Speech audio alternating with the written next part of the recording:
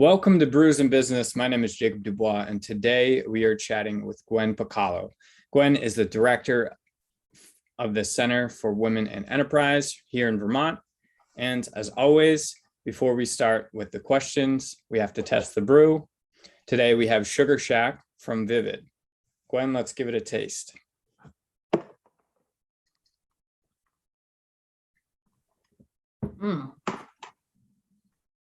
I think it's perfect.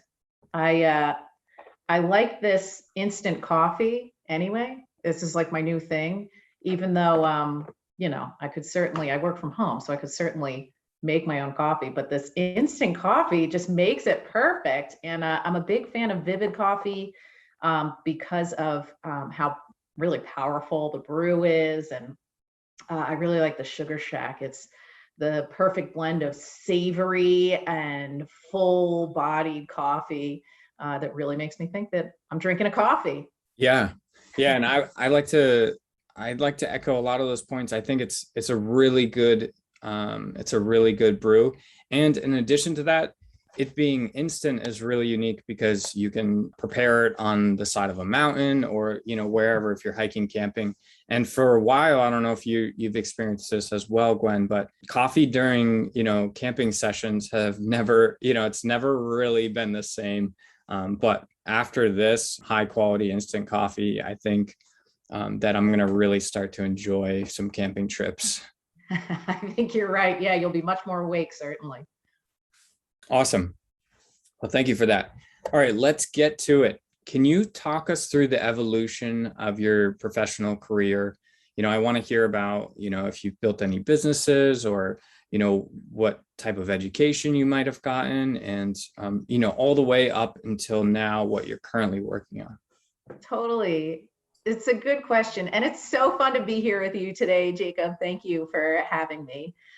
So, when I came to Vermont, to go to UVM. I had applied to two schools and I knew I wanted to get out of the tri-state area. I grew up in Philadelphia and I knew I wanted to get out of there, right? And so I applied to UVM and to the Coast Guard Academy, and I realized that the Coast Guard Academy was not going to fit with my, who I am, right? Can you imagine me at the Coast Guard Academy? Oh my God. And so I applied to UVM. I had never been to Vermont. But I had gotten, you get all the prospectuses in the mail or whatever. And I got this prospectus that had they used to have a mural. They have a new mural there, but they used to have this mural at the Living and Learning Center of social justice, a series of social justice advocates. And I remember seeing that and being like, whoa, that's pretty cool. And so I came to UVM and I didn't know what I was going to study. I signed up for the Community Development and Applied Economics department. I didn't really know what that meant. It turned out to be the exact right thing for me. I studied ecological economics, community level entrepreneurship, and the degree, I don't even want to say the degree, the community that was that educational experience gave me my life today. I mean, the CDAE department, I owe them my life. I feel they really, the experiences I got to have, the community interactions, I got to test out a ton of different types of professions because I didn't know what I wanted to do. I just loved being around people and this idea of doing things differently, building communities through strong local economies. That was really attractive to me.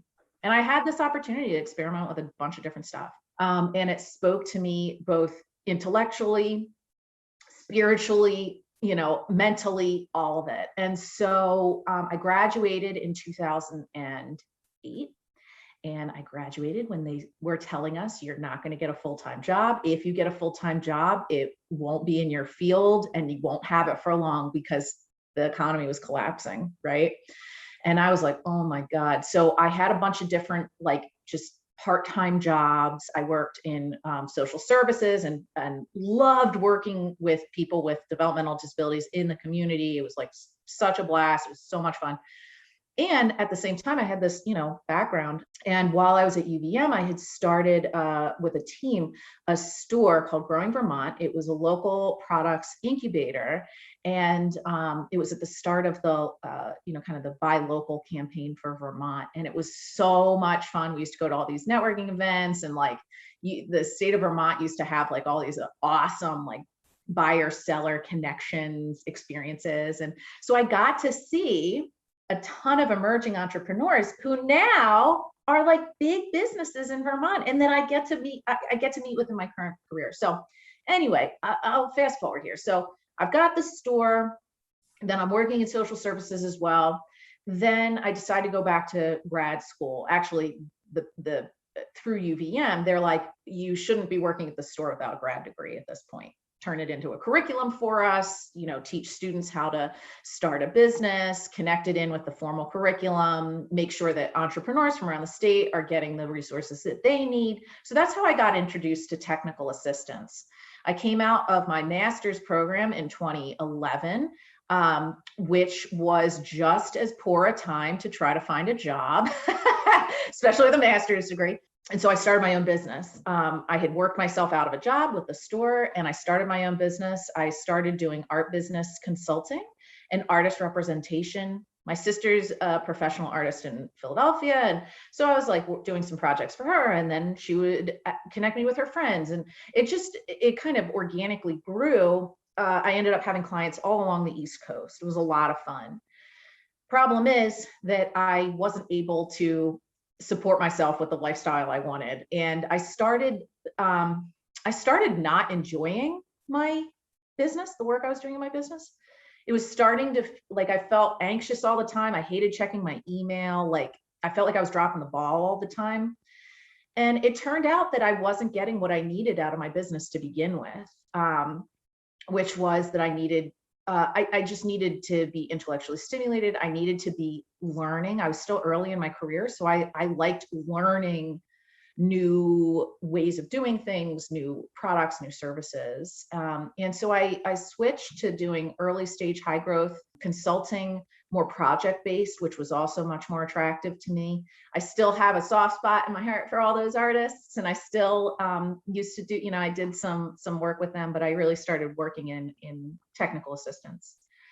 Fast forward, then eventually I started working at a local women's economic empowerment organization. And then when the Women's Business Center grant from the SBA came up for option in 2015, long story short, CWE brought me on to open the Vermont Women's Business Center. And here I am today, 5.5 years later. I'm the senior director here. We are part of a regional organization, and it's a total blast. We serve statewide. This year we served 799 entrepreneurs. So yeah, so that's how I got here. That's incredible. I didn't realize that you guys helped so many different people, and just in our small state of Vermont, which is wonderful to hear. And so we'll get into CWE and probably in a little more in depth in a little bit, but I want to talk about kind of some more simple things about your perspective on work and work life. So the question I have for you is, what's your favorite piece of advice for somebody trying to start a business? Okay. You also might be you're asking me this at a very interesting time in my life, because I've had to do some emotional work around my relationship with work. But we'll start with advice for starting a business. I guess the biggest advice from me is that business development is not linear. And going in with an idea of what you want your life to look like with the business in it, I think is slightly more important than going in with the logistical, this is how I'm going to do it. I found I had to be really flexible, including with how I looked at myself and like how I identified myself as an entrepreneur or as a business person or someone who has a career. And I think also like that no decision is so intense that it can't be changed. Like, you can always change your mind. You can always address things. I know I'm someone who wears life a little too tight. And so learning how to like relax and have fun has been, kind of my life journey for at least this year. Yeah. And I think actually what struck me when you were talking earlier is, understanding that, at certain points you may not be having as much fun in your business. And, I think a lot of people really need to take a peek at what's going on. Is that because I haven't delegated the tasks that are really, sucking the life out of me? Or is it because, maybe this truly isn't what I thought it was, et cetera, et cetera. So I think that somebody coming to you in that specific spot, I assume that, you have a lot of good information for them as, you've been through it. And do you find a lot of people are coming to you with issues like that, where it's more psychological or mental, or is it a lot of the, cut and dry, how do I file, or, who's the bookkeeper, the more technical things like that? That's a really good question. So at CWE, I think that the technical is like the teaser, right? People come in the door because they think they have a question. What we often hear is, I started my business, or I want to start a business, and I think I'm missing something, or I think I'm dropping the ball, or I think I'm doing something wrong. And really, when the majority of the work that I do, it always has to be grounded. I learned this from Steve Densham over at the Small Business Development Center, 15 years ago. He would talk about this all the time. When I was in my own business, he'd be like, what do you want qualitatively and quantitatively out of your business? And that changed over time. Just to look like, it's okay if it doesn't look like what you think every management book thinks that it should look like. Do you want to be dedicated to this business 24 hours a day, 7 days a week, or do you want to be able to be done with it? Do you want employees? Do you not? What do you want your relationship to look like with the people in your business, right? So really being able to feel confident in the psychological, I like that you said that, the psychological part of your business, because your business is not always going to be fun. And what happens is, we see this a lot, especially with women. Okay, so I'm going to speak in broad strokes because I get paid to speak in broad strokes about, women entrepreneurs. We see a lack of confidence, but also we see women tend to put a ton into their business, emotions, time, energy, right? Even when the business isn't contributing back to them. And it needs to be a reciprocal relationship. And at a certain point in your business, you start your business and you are doing everything for your business, but understanding why you started it, what you need at different times, both in terms of money, in terms of time, in terms of what you want to be able to do, how you want to feel at the end of the day, or at the end of the whatever, at the end of projects. That's really where, on the front end of things, of starting your business, you can get clear about what you want your life to look like. Yeah, and that's so important to think about. And honestly, for myself, and I think many others, you don't really have the chance to take a step back and be like, what's it really going to be like, 2.5 years into this? What are the stresses that I'm going to have even after I, quote unquote, clock out? Does my personality, will it let me clock out, or, will I be checking my emails and making sure that I respond to everything right away, and et cetera, et cetera. And what are the limitations or the environment given your industry? If most people, for example, like in real estate, I think a lot of the agents there are, because everything's so fast, you have to be so quick, at least, currently. It's kind of a big deal that they are, attached to their phone on, on phone calls, right, or emails. So, I know for me, that's just not going to happen. I don't want to be on a, 30-40 minute phone call at 8 p.m. about a housing inspection. That's just, it's, totally. but some people are okay with that, and honestly, some people, enjoy that. So I think that's a big thing. And I think I would encourage a lot of people to do some of these informal interviews or internships with people that are already in business, because they'll and then ask those tough questions of like, can you unplug, or what is stressing you out when you leave work, or can you take vacations, or all the questions that you may have down the road, in order to kind of get some better answers before you jump right in. Big time. Cool. So many people are coming to you for advice, but who do you turn to for your professional advice? That is a good question. So it's changed over time, but I feel like I gather people. When I first got started in the field, well, my college advisor, I met her. She was the first person I met at UVM. I stumbled into her office. I was lost, and she signed me up for the department, and and like met my dad and me, and she became like a part of our life, And so she was probably my first mentor in the field. And then I started meeting some folk over at the SBDC. I have two long-term colleagues, friends, and mentors from there.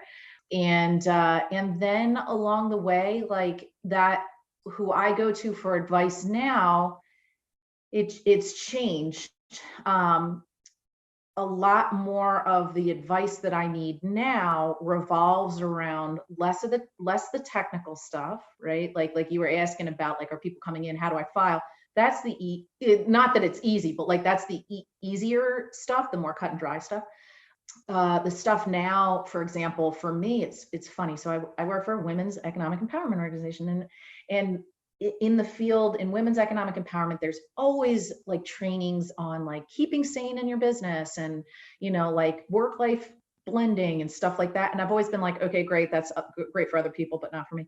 And that's where I'm really focusing this year, is like talking to people who are enjoying their lives that also have work or business, and like, what is it that's keeping them happy and not connected all the time? How do I start to build, and I think it's just developmental, how do I start to build then a life outside of my career?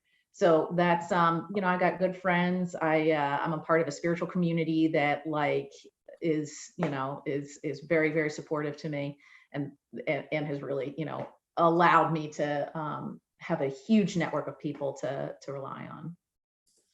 That's great. And I think that's, it's important work. And I think it needs to happen, like you said earlier, it's going to change over time. And I think, it's at least a reminder to reevaluate as the months go on, or years, or whatever, because it's pretty easy. I think it's like, it's a bit human nature to, just put up and deal with things for a while. And maybe, or maybe this is, society trains us this way, but we just don't tend to take as much time as we should to see how we're feeling about, certain situations, certain clients, certain jobs, when in reality, it's pretty easy to change. It may not be mentally easy to change, but there are at least a lot of other jobs and clients available, I guess is what I'm trying to say. Totally. Adopting a perspective of abundance, I think, is one of the hardest things we can do, especially as entrepreneurs, because we're making life happen for us. We have to make all of our money. We have to be, touting our services. And so as a result, it can be really easy to feel claustrophobic. And so I think, keeping connected to a community and keeping things in perspective is really, really important. It's much easier said than done, of course. Right. Do you have a favorite failure of yours? A favorite failure? That's a good question. So I got plenty, right? Like, how much time do you have? Mm-hmm. I just thought of a couple good ones. Okay, well, the one that I always talk about from, knowing that a lot of the folk who are listening today are entrepreneurs and small business owners. So I'll focus there. So when I had my business, I had mentioned earlier that like I found out I needed to be intellectually stimulated, right? I didn't know that though, like at the forefront of my mind until I had to give a lot of money back. So I was working with artists, right? And artists were hiring me so that I could help them with the business end of things. Where are they going to sell, putting together their, packages for, for sales, looking at their pricing, helping them with their books and understanding their financial statements, those types of things, right? So I was a left brain advisor for the right brain world. That was kind of like my whole thing, right? And so it turns out I was getting bored with the work, and simply because I was early in my career, and so I was still learning a lot of stuff. So I started building these like financial tech dashboards for these clients.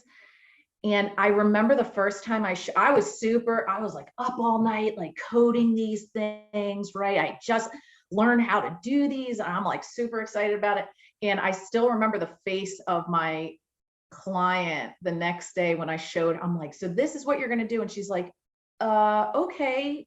Okay. So what does that mean? Anyway, so then I'm like, I'm trying to help her use it. I'm trying to help some of these other folk use it. And then I'm like, oh, wait. They literally are purchasing my services to not have to deal with this. Like, this is specifically what they're not paying me for. So I gave them their money back. Right. And I'm like, sorry about this. And they're like, no, you should keep it. But I didn't feel good about keeping it. And that was the turning point for me. Like, that was also like, oh, this is the type of work I want to be doing. Not necessarily just, just the kind of basic work that I had been doing. Yeah, and that's a great insight. I think, the only piece you were missing is you were just, doing it for the wrong person or somebody that, that didn't want it. But I'm sure there are plenty of other, I mean, as we know now, it's a giant industry, and there are plenty of people that would want a dashboard like that. So, but that's it. I think what's important there too is your willingness to, try something new and take what may have been a passion project and try to turn it into a service. I think is something pretty powerful. And if somebody like you at the time, or any other self-employed service person may want to set aside a little bit of time to evolve their, how do I provide more value? Is it a dashboard? Is it an additional service? Because things and people change over time and may want new things. And in addition to that, it makes you feel good when you offer something new, in addition to raising your prices, right? So if you ever want to increase some of your prices, it's sometimes pretty nice to try to have something new to add a little more value to your current client. So I think you were going in a great direction. I didn't think so when I had to pay my bills that month, but what are you going to do? Yeah, no, but I think you're right. I mean, feeling confident also about, asking your existing customers to pay for your personal development is legit. Yeah. Yeah, it definitely needs to be budgeted in. I like that a lot. Okay, what tasks are not for you and you need to bring somebody else in to help? One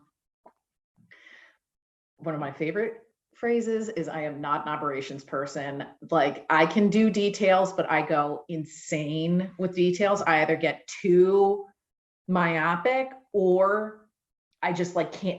It's like fingers on a chalkboard. It's like nails on a chalkboard. Like, I can't do it. So whenever I have a great partnership. When I take gigs now, I do some gigs for international education. And when I have some great partnerships where I get to go in and do the part that I'm good at, which is developing and delivering training. I'm not great at, hey, can you come on at this time? And here's the link and da da da da, right? Like, that's not the stuff I like. So I've got some partnerships with people who help me. So I'm not great at that. In my like daily life, I'm terrible at timesheets. I guess that's another operations thing. Like, seriously, whenever I've had to like have, what are your greatest weaknesses? Like timesheets. I hate doing timesheets. So, I think the operational stuff is the stuff that I'm not great at, that I need help with. Also, because I see so many different ways. I have an economics background, right? And typical economics form, I think of too many ways to do things. I can see too many possibilities, and then I can, it leads to stagnation, because I'm like, well, we could do this, but I thought we were going to do. So lucky for me, I've got people around me who are operations people, are like black and white. They can be like, hey, let's move ahead, and go from there. Yeah, that's wonderful. I think you're certainly not alone. There's a lot of people that struggle with that, and myself included, when there's too many options. It's funny that and there's got to be some sort of phenomena around this, because it's a similar thing if like you have too long of a to-do list. It seems like every time my to-do list is, overwhelming, I think it's overwhelming and I do nothing on it. And you find yourself doing the most idiotic thing. Yeah, I'm You're anything like me. Doing the dishes or something that Yeah. I don't need to be doing. Totally. And which is really, really kind of fascinating. And I'm definitely going to have to look that up later, because that continues to be an issue. Okay. We've talked about Center for Women and Enterprise. I want to ask this question, and maybe you can give the tagline, if you will, because we've kind of brought it up, but I would love for you to, formally introduce it, and then answer, who should be seeking help from Center for Women and Enterprise? Totally. So we at the Center for Women in Enterprise are here to lift up the women who lift up the world. And we do that through no-cost business counseling throughout the life of a business, tons of different types of training, and women's business enterprise certification, which can be a really lucrative next step for women-owned businesses who are looking to take on corporate or government contracts. We at the Center for Women in Enterprise also host the Veteran Business Outreach Center of New England. And there are 5 women's business centers across our footprint. So really, anywhere you go in New England, you have access to the supports you need to make the decisions that lead to your definition of success. The good news is you're never going to hear that's a good idea or a bad idea from us. The bad news is you're never going to hear that's a good idea or a bad idea from us. We're here to simply help you get the resources and ask you the right questions that will move you in the direction that you want to move. It's a wonderful, wonderful community of women. We in Vermont served statewide last year 799 people. And I wish we had like that one more, but that was actually only for the first 3 quarters. We're finishing up our final quarter. And then across New England, we've served over 4,000 entrepreneurs this year. So we're available online as well, especially through the pandemic. We moved everything online, so you can be participating from anywhere in the world. And you asked who should come to us. That's a great question. So I'll tell you some of the things we don't do. Besides saying that's a good idea or a bad idea or telling you what to do, we also don't do the work for clients. So for example, if someone comes to us and says, I need my SEO improved, can you do it for me? We'd say, no, we can't. We can have you meet with Jacob, for example, who will give you some advice, right? Give you some pointers. And if you want to pursue that contract separately, if you want Jacob, or if you want, whatever, a partner to do this for you, you can figure that out in your own time. We're here to simply help you connect and kind of figure out your next steps. We especially work with people who are aspiring, so who have an idea for a business or who are in their first 5 years of development. Now, what's interesting is this year, through the pandemic, we started working with much more established businesses that have been around for a long time, who needed some support in figuring out how they were going to pivot. And so that's where we also have a capacity to work with those folk. And then the Women's Business Enterprise Certification Programming is great for growth stage businesses who are able to take on larger contracts. Wow, that was, I feel like you've definitely done that before. That was incredible. I want to just say, I know a lot of people that have gotten work or advice from your organization, and I think it's incredibly helpful. So I would encourage anyone to, having some of these things that we've talked about today, to reach out to CWE and a couple of the organizations that we've mentioned today, which I'll make sure to link. I just have one final question for you. What was the best part of your day today? Best part of my day today. So I had mentioned that this year I've been really trying to look at work life, redefining what that means for me, right? And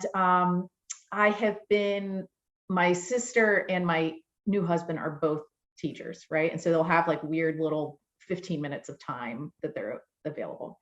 And I'll be in between meetings or something. And we've started FaceTiming in between. And it's so fun. So I'll drink my Vivid coffee, right? And be sitting with them, while I'm in between meetings or whatever. And I think that's probably the best part of my day today. That's a really good question.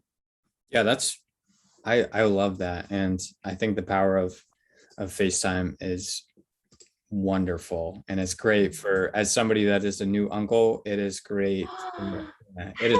Hey, congratulations. Thank you. Yeah, I'm very excited. I bet you're a great uncle. I'm trying to be. I'm really working on it. All right, Gwen, I just want to say thank you. Thank you so much for taking this time. You're incredibly kind and super generous. And one last thing is, do you have some way that people can get a hold of you or follow you or reach out to you? I know that you can add a lot of value to a lot of people's lives. So feel free to mention the best way to do that. Totally. Well, thank you so much, Jacob, not just for inviting me today and having a great conversation, but also for all you do for our community. I've learned a lot from you about just building empathy into my day and asking that question, what can I do for you? It's just awesome to be able to spend some time with you. So to get in touch with me, you can email me at gpokalo, Pokalo, at cweonline.org. You can also go to our website, cweonline.org. And if you want to just see what's happening in Vermont, make sure to include a /Vermont. And you can follow us on Instagram and Facebook at CWEVT Talk. And those links are also on our website. Awesome. Perfect. Thanks for tuning in.